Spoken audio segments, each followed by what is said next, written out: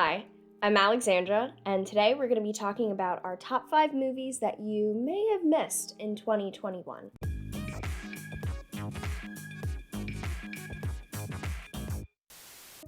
And yes, some of these movies premiered at festivals in 2020. They weren't widely released until 2021, so whatever. What is for credits? I don't know what that means. Yeah. All right, go. Up first, but in no particular order, we have Pig, a revenge thriller starring Nicolas Cage, who is on the warpath after his best friend / truffle pig is kidnapped by the seedy culinary underworld. Sounds like the premise of yet another goofy B-list thriller that the actor may have appeared in over the past couple of decades. Who has my pig? It sounds like a hyper-violent revenge flick, right? Instead, the movie delivers a haunting, intimate drama featuring one of the year's best performances from Nicolas Cage. Alex Wolff also turns in a great performance as Nick Cage's reluctant companion. Almost an anti-revenge movie, it has surprisingly complex themes about friendship, revenge, pursuing your dreams, and what drives people to isolate themselves. Wonderfully written and directed by first-time director Michael Sarnowski, it's a compelling revenge flick where a shot is never even fired. Next up, we have Zola. Based on the Twitter thread heard around the world, Zola, played masterfully by Taylor Page, agrees to live a little and spend a weekend stripping in Florida with a newfound acquaintance. Unfortunately, her new friend and her new friend's pimp have a little more on the itinerary than she agreed to. This bitch with a nappy ass hair was up in my face. Word.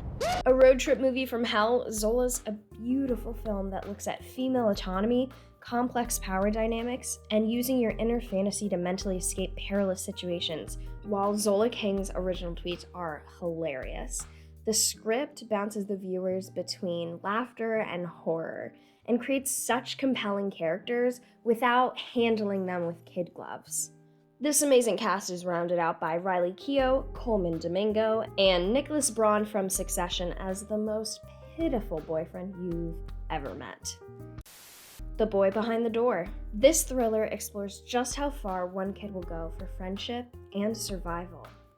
Following 2 young boys who have been kidnapped, the movie contains classic horror tropes, but instead of yelling at the screen, confused why characters are making such dumb decisions, this movie will have your heart racing as the 2 kids try their best to escape, making not so great decisions because, well, they're literally children. Phenomenal acting from Ezra Dewey and Lonnie Chavis take this film from a tale of cat and mouse to a nail-biting panic attack. Holler.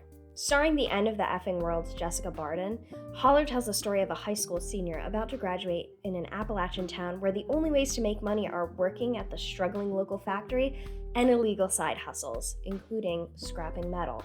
When her brother sends in a college application behind her back and she's accepted, Ruth has to grapple with the grief and possibility that she's going to be leaving behind this town and its residents, including her brother and her drug-addicted mother.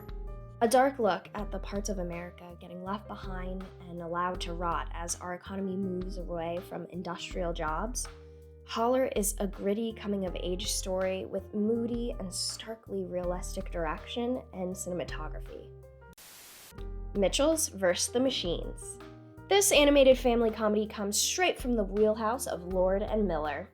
A young girl reluctantly embarks on one last road trip with her family on her way to college when suddenly robots take over the world. It'd be easy to write this off as a forgettable animated feature film aimed at children, and while that is its primary demographic, this movie is way more layered than one would expect.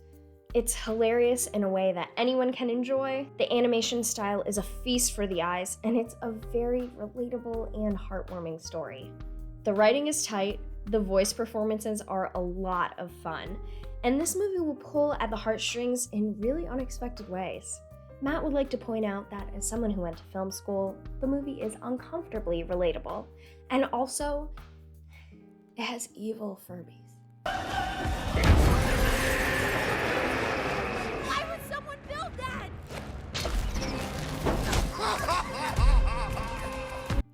evil Furbies.